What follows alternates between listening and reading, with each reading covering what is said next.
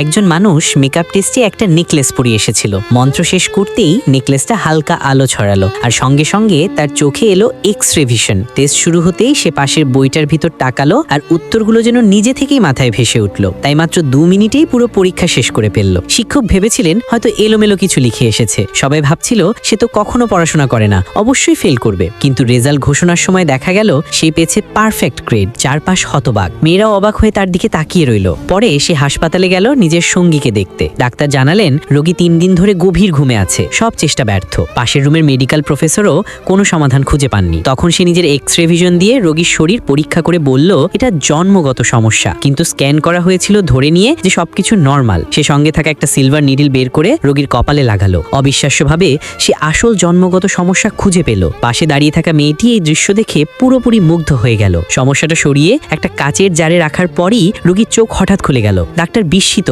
খুশিও। তিনি একটা নো লিমিট ব্যাংক কার্ড তাকে দিয়ে ধন্যবাদ জানালেন। কিন্তু রুমের বাইরে বের হতেই শিক্ষক কার্ডটা কাড়ার চেষ্টা করে বললেন এটা নাকি স্কুলে ডোনেট করা হয়েছিল, এখন অন্য কাউকে দেয়া হবে। ঠিক সেই সময় ধনী ব্যক্তি উপস্থিত হয়ে তাকে থামিয়ে দিলেন। এই জায়গাটি ভালো লেগে থাকলে ভিডিওটিতে লাইক করে চ্যানেলটি সাবস্ক্রাইব করে রাখুন।